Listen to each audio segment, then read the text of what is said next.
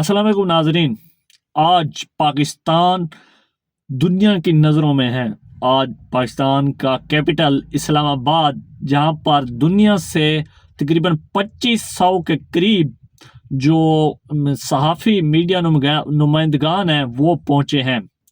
उनके लिए एक फैसिलिटेट एरिया बनाया गया था, एक हॉल उनको दिया गया था जहां पर मुख्तलिफ न्यूज़ चैनल जो अदर कंट्री के हैं, बाहर ममालिक के हैं, उनके एलसीडीज लगाई गई थी और उनकी जो खबरें नशर हो रही थी वो वहाँ पर सबको दिखाई जाती थी। और जो बाकी कोई एज लाइव या वीडियो बनाना चाहता था तो वहाँ पर वो सब कुछ उनको फैसिलिटेट किया जा रहा था। और उसके साथ वाईफाई दी गई थी और DSNG सब चीज़ उनको वहाँ पर दी गई थी।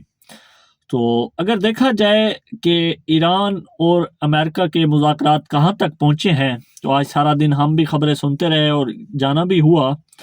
तो उसके बाद आपको बताता चलूँ कि जो ईरान है, उन्होंने कहा है कि मुज़ाकरात उस वक्त शुरू होंगे जब आप लिबनान पर बमबारी ख़त्म करेंगे।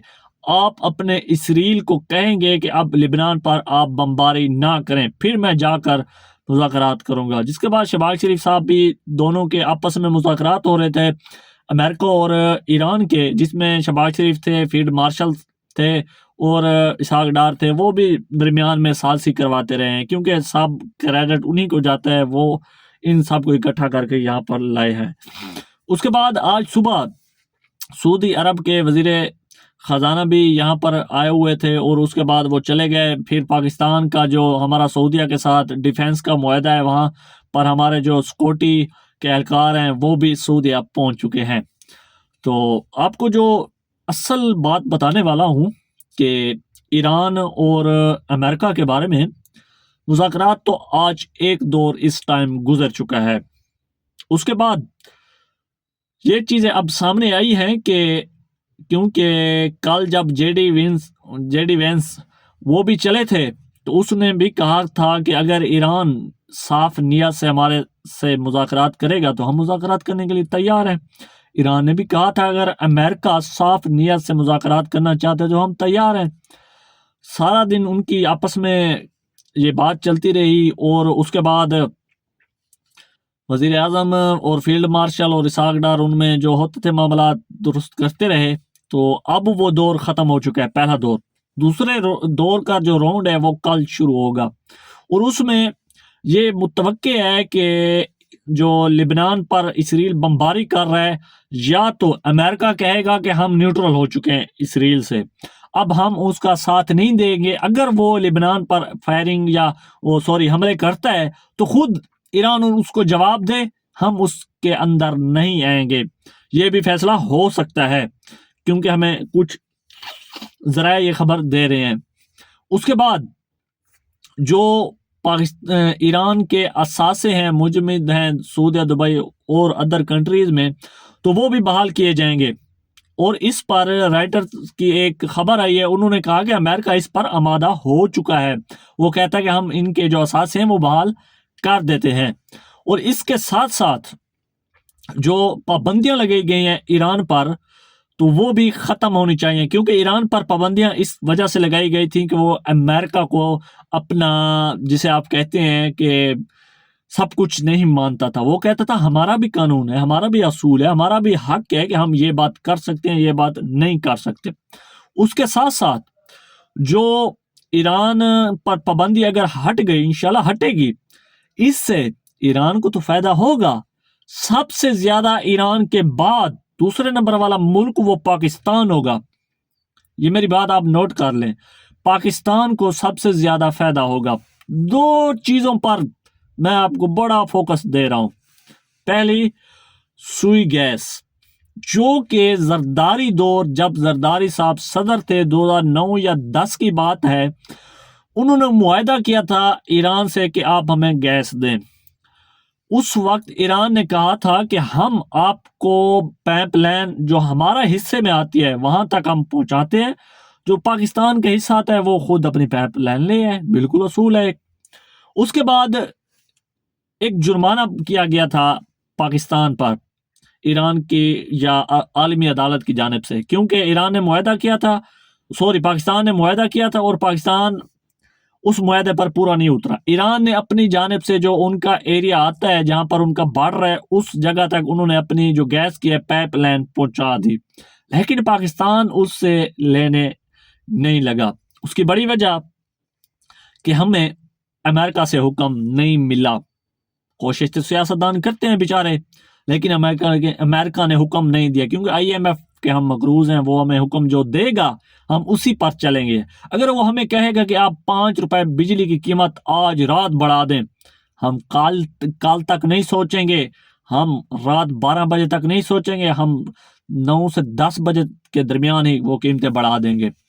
تو اس کی جو بڑی وجہ بتا رہا ہوں، پاکستان پر کوئی اربوں روپے کا جرمانہ ہوا، لیکن ایران برادر ملک نے وہ جرمانہ لینے سے انکار کر دیا۔ پاکستان دے رہا بھی نہیں تھا خیر، لیکن انہوں نے کہا نہیں ہم نہیں لیں گے۔ اگر یہ معاہدہ ہو گیا، کامیاب معاہدہ تو ہوا پڑا ہے، اور اگر یہ جسے آپ کہتے ہیں کہ پابندی ہٹ گئی، پھر پاکستان کو سب سے سستی گیس ملے گی پہلے نمبر پر۔ اس وقت مجھے یاد ہے کہ ایران نے کہا تھا کہ ہم آپ کے جو پاکستان میں جس جگہ پہ گھر ہیں پڑے آبادی ہے، وہاں پر ہم گیس کا میٹر خود لگا کے دیں گے۔ ایک گھر پاکستان میں جو ہے، ایک گھر ہمیں فی 500 روپے ایک ماہ کے لیے ادا کرے۔ 500 کوئی قیمت، آج تو ہم 7 8 ہزار روپے گیس کا بل بھر رہے ہیں۔ انہوں نے کہا تھا کہ ہم آپ سے 500 روپے لیں گے ایک میٹر کا، ایک ماہ کا بل۔ اگر یہ ہوتا ہے انشاءاللہ یہ بڑی اچھی اچیومنٹ ہے۔ اس کے بعد پیٹرول اور ڈیزل آ جاتا ہے۔ پیٹرول اور ڈیزل آج ہم سعودی عرب سے لیتے ہیں، جو کہ ہمیں اس کا جسے آپ کہتے ہیں رینٹ، جو ہمارے جہاز جاتے ہیں لے کر آتے ہیں، وہ بہت زیادہ پڑ جاتا ہے، وہ ہم سے کافی دور ہے، ابنائے حرمت سے ہمیں گزرنا پڑتا ہے۔ جب ہمارا معاہدہ ایران سے ہوگا پیٹرول اور ڈیزل کے حوالے سے، ایران اپنے بارڈر پر ہمیں پیٹرول اور ڈیزل دے گا، ہم اپنے بارڈر سے لے کر پاکستان کے اندر سپلائی کریں گے۔ یہ بہت بڑی اچیومنٹ ہے، اور اس سے بڑی اچھے ریٹ آئیں گے۔ جو پیٹرول اور ڈیزل کی جب قیمتیں کم ہوں گی، اس وقت یہ تمام چیزیں بہت نیچے آ جائیں گی، جیسے کہ سبزی ہو گئی، باقی اشیاء ہیں، یہ تمام ان چیزوں کی قیمتیں نیچے آ جائیں گی۔ تو اللہ کرے یہ سب کچھ ہو جائے۔ اور ایران اب امریکہ کا بیان ہے کہ ابنائے حرمت سے ہمارے جہاز گزر چکے ہیں، وہ ڈیزل اور گیس ہمارے سے لینے آ رہے ہیں، تو ان کو بھی پریشانی تھی، وہ بھی بڑے گھومتے پاکستان کے پاس آئے کہ ہماری منت مانے آپ اور ہماری صلح کروا دیں۔ آج الحمدللہ دنیا کی نظروں میں پاکستان کی بڑی امیج بن چکی ہے۔ آج دنیا کے تقریباً وزیر اعظم اور وزیر خارجہ نے پاکستان کو فون کیا اور مبارکباد دی کہ آپ اس مبارک کے مستحق ہیں، آپ کو یہ کریڈٹ جاتا ہے کہ آپ نے بڑے طاقتور دو ملک، ایک تو طاقتور تھا دوسرا طاقتور نہیں تھا، لیکن اس نے اپنے آپ کو طاقتور منوایا۔ اس نے اپنے آگے بڑے بڑے ایٹمی جو ٹرمپ کی زبان تھی اس کو لگام دی، کاٹی اس کی زبان، پھر جا کر وہ ایران کے آگے جھکا اور پاکستان اب ان کی یہ جو ہوتے ہیں مذاکرات کروا رہے ہیں۔ اس کے بعد ایک اور خبر آپ کو دیتا چلوں کہ چین نے اعلان کیا ہے کہ ہم ایئر ڈیفنس سسٹم دینے جا رہے ہیں ایران کو ہم ایئر ڈیفنس سسٹم دینے جا رہے ہیں تیسرے ملک کے ہاتھوں۔ یہ اب نہیں کنفرم ہو چکا کہ کس ملک کے ہاتھوں وہ جائے گا ایئر ڈیفنس سسٹم۔ جب ایران کے پاس ایئر ڈیفنس سسٹم آ جاتا ہے تو پھر امریکہ کے جو جہاز یا اسرائیل کے جو جہاز ایران پر فضا میں آ کر بمباری کرتے تھے، پھر تو ایک بھی اندر نہیں ہو سکے گا ایران کے ایریا کے اندر۔ جیسا کہ اب ان کے تقریباً 8 سے 10 انہوں نے جہاز مار گرائے، جس کو امریکہ کہتا تھا ان کے پاس تو ایئر ڈیفنس سسٹم ہے بھی نہیں، ان کی تو فضائیہ ہے بھی نہیں، لیکن انہوں نے اتنی دلیری کی ان کے وہ مار گرائے۔ اگر ان کے پاس یہ آ جاتا ہے ایئر ڈیفنس سسٹم، پھر ایک ڈرون بھی انٹر نہیں ہو سکتا ایران کے اندر، تو پھر جنگ مزید پھیلے گی۔ لیکن امید جو ظاہر ہے وہ آج نہ تو کل انشاءاللہ سب معاملات اوکے ہو جائیں گے۔ یہ تھی میری آج کی ویڈیو، انشاءاللہ ملتے ہیں نیکسٹ ویڈیو میں۔